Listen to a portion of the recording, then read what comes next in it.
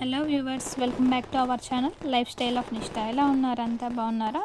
ఈరోజు వీడియో వచ్చి కంచి అండి. కంచి అనగానే అమ్మవారు అందరికీ గుర్తొస్తారు. కానీ నేను ఈ వీడియోలో అయితే అమ్మవారి గురించి చెప్పట్లేదు. మేము అరుణాచలం నుండి నేరుగా కంచి కామాక్షి అమ్మవారిని దర్శించుకున్నాము. అలాగే కంచిలో కామాక్షి అమ్మవారు కాకుండా ముఖ్యంగా దర్శించుకోవాల్సినటువంటి గుళ్ళు కూడా కొన్ని ఉన్నాయి. వాటిల్లో ఏకాంబరేశ్వర దేవాలయము, అలాగే సుబ్రహ్మణ్యేశ్వర స్వామి గుడి కూడా అమ్మవారి గుడికి దగ్గరలోనే ఉంటుంది. ఆ రెండు చూడవలసినటువంటి గుళ్ళు అనమాట. అయితే ఈరోజు మనం ఏకాంబరేశ్వర దేవాలయం గురించి మాట్లాడుకుందాము. నేను నెక్స్ట్ వీడియోలో కంచి అమ్మవారు కామాక్షి అమ్మవారి గురించి నెక్స్ట్ వీడియోలో మళ్ళీ తెలుసుకుందాము. ఇప్పుడైతే ఏకాంబరేశ్వర దేవాలయం గురించి చెప్పుకుందాము. ఇది తమిళనాడులో కంచిలో ఉన్న పంచభూత క్షేత్రాల్లో ఒకటి. ఈ దేవాలయ గోపురం ఎత్తు 59 మీటర్లు ఉంటుంది. ఇది భారతదేశంలో అతిపెద్ద గోపురాల్లో ఒకటి. మనము మామూలుగా ఆ దేవుని యొక్క ప్రధాన పేరు వచ్చి అరుల్మిగు కంచి ఏకాంబరనాథ్ అని అంటారు. భారతదేశంలో తమిళనాడు రాష్ట్రంలో కాంచీపురంలో ఉంటుంది. అలాగే ప్రధాన దైవం వచ్చి శివుడు అనమాట. ద్రవిడ నిర్మాణ శైలి. ఇతిహాసంలో పల్లవులు, చోళులు సృష్టికర్తలు.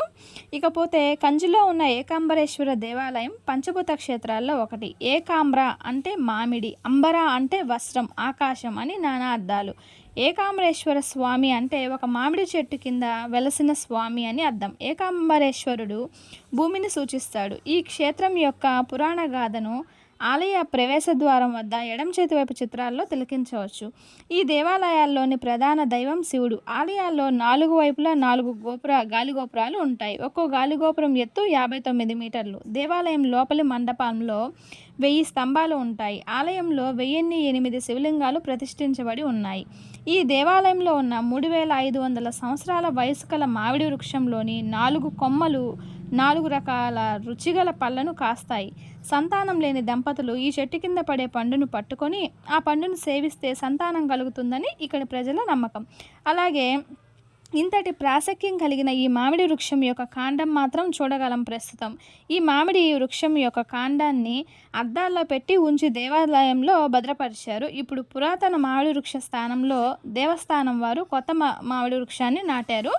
నేను మీకు ఆ వీడియోని, ఆ ఫొటోస్ని కూడా మీకు షేర్ చేశాను. ఈ వీడియో అయితే మేము నైట్ టైం వెళ్ళాము దర్శనానికి, అందువల్ల మీకు కొంచెం చూడటానికి కొంచెం ఇబ్బందిగా ఉంటుందేమో. నేను మీకు మధ్య మధ్యలో పిక్స్ కూడా యాడ్ చేశాను. మీరు వీడియో చూస్తూ నా వాయిస్ ఓవర్ అయితే వినేయండి. అలాగే మరో ఆసక్తికరమైన విషయం ఏంటంటే, ఈ మామిడి వృక్షం కింద పార్వతీ పరమేశ్వర్లు పార్వతీదేవి కుమారస్వామిని ఒళ్ళో కూర్చోబెట్టుకొని వధూవరులుగా దర్శనమిస్తారు. ఇక్కడే మన తపో కామాక్షిని కూడా దర్శించుకోవచ్చు. ఈ క్షేత్రం 108 వైష్ణవ దివ్యక్షేత్రాల్లో ఒకటి. తిరునలదింగిల్ తుండగం అనే మహావిష్ణువు సన్నిధి ఉన్నది. ఇతిహాసం ప్రకారం పార్వతీదేవి ఇక్కడ ఉన్న మామిడి వృక్షం కింద తపస్సు చేసిందని, శివుడు పార్వతిని పరీక్షించజలిసి అగ్నిని పంపాడని, అప్పుడు పార్వతి విష్ణువును ప్రార్థించగా విష్ణువు అగ్నిని చల్లార్చడానికి శివుని తల మీద ఉన్న చంద్రుని చల్లని కిరణాలను ప్రసరింపచేశాడని కథ. తరువాత శివుడు పార్వతి మీదకు గంగను ప్రవహింపచేయగా పార్వతి గంగను ప్రార్థించి వారిద్దరూ శివుడు భార్యలని చెప్పగా గంగ పార్వతికి హాని జరపలేదు. అమ్మవారి ఆలింగన స్పర్శన చేత పులకింతుడైన పరమేశ్వరుడు అమ్మవారికి సాక్షాత్కరించి అనుగ్రహించినట్లు స్థల పురాణం. ఇక్కడ ఉన్న విష్ణువును వామనమూర్తిగా పూజిస్తారు. ప్రతిరోజు స్వామి వెండి పల్లకిలో నుంచి గర్భగుడి దగ్గర నుంచి అమ్మవారి దగ్గరికి అయితే వెళ్తారనమాట. ప్రతిరోజు అలా చేస్తారు. రాత్రి సమయంలో పల్లకిలో వెళ్ళి అక్కడ ఉంటారు. మార్నింగ్ మళ్ళీ గర్భగుడిలోకి వచ్చేస్తారనమాట. ఇది ప్రతినిత్యం జరుగుతూ ఉంటుంది. మేము వెళ్ళినప్పుడు కూడా జరిగింది. అయితే నేను క్యాప్చర్ చేయలేదు.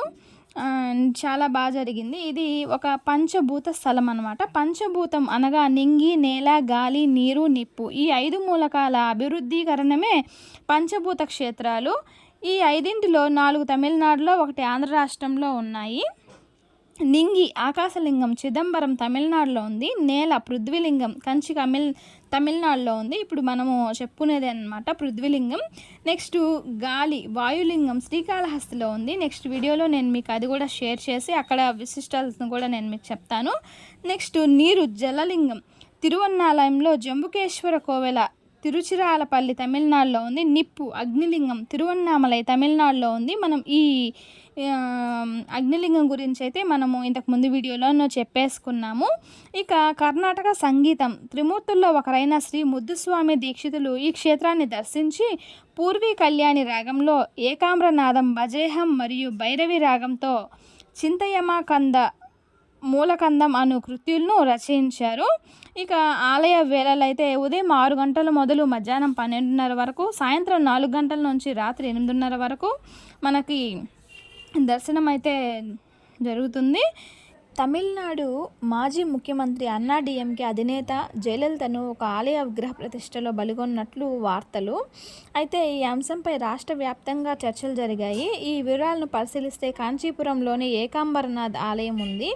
అయితే ఇది దేశంలోని అత్యంత పురాతన ఆలయాల్లో ఒకటి. ఈ ఆలయంలో మూల విరాట్ విగ్రహం 300 ఏళ్ల నాటిది.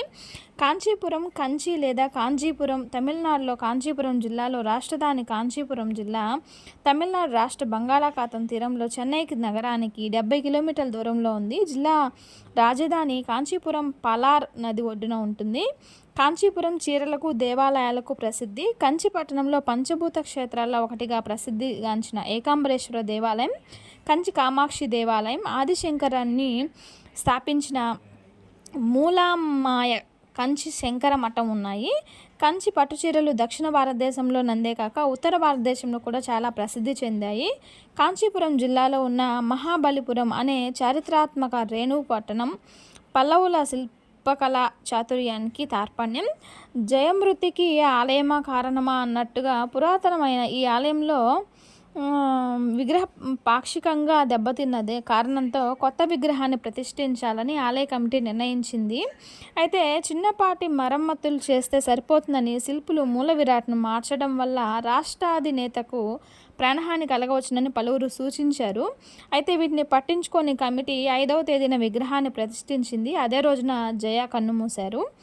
ఇకపోతే ఏకాంబరేశ్వర టెంపుల్ దగ్గర చూడవలసినటువంటి ముఖ్య ప్రదేశాలు: మహాబలిపురం ఆకర్షణలు, కొండరాతి గుహలు, వెండి రంగు ఇసుక బీచ్లు, సరివి చెట్లు, ఇక్కడ దేవాలయాలు అన్నీ ఈ చారిత్రక టౌన్లో అద్భుతంగా ఉంటాయి. చారిత్రాత్మక పుణ్యక్షేత్రాలు, దేవాలయాలు, స్మారకాలు పర్యాటకులకు కనువిందు చేస్తాయి. కృష్ణ మండపం, 5 రథాలు, వరాహ మండపం, సముద్ర తీరాన టెంపుల్ వంటిలో ఎన్నో కలవు. టౌన్ దగ్గర 30 కిలోమీటర్ల దూరంలో చోళ మండపం ఆర్టిస్ట్ విలేజ్ కలదు. ఇక్కడ మీరు అనేక పెయింటింగ్లు, కళా వస్తువులు, శిల్పాలు చూడవచ్చు.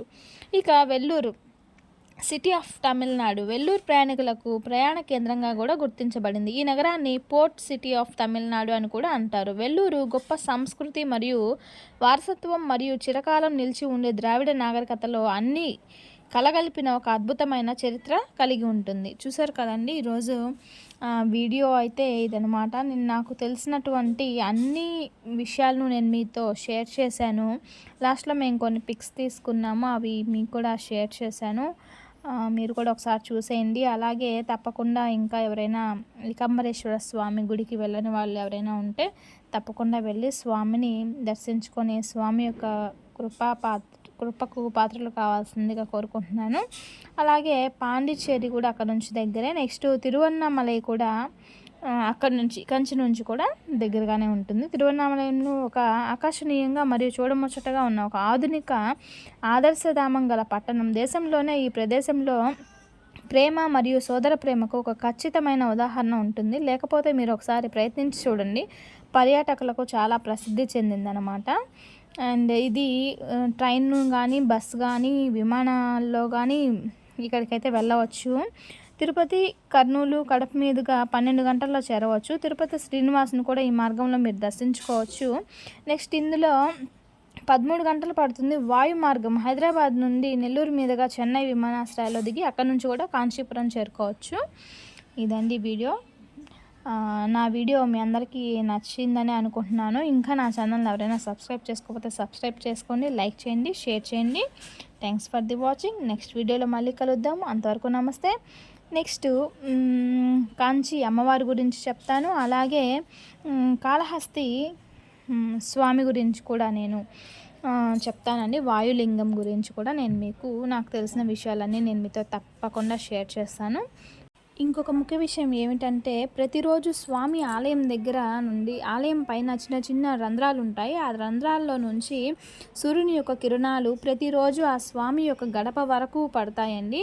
కానీ ఒక్క రథసప్తమి రోజు మాత్రం ఆ సూర్యకిరణాలు ఆ లేత లేత సూర్యకిరణాలు ఆ సూర్యభగవాను యొక్క కిరణాలు స్వామి యొక్క పాదాల మీద అంటే ఏకాంబరేశ్వర స్వామి యొక్క పాదాల మీద మాత్రమే పడి అవి మళ్ళీ కొద్ది క్షణాల్లో వెనక్కి వెళ్ళిపోతాయి అనేది ప్రతీతి అనమాట.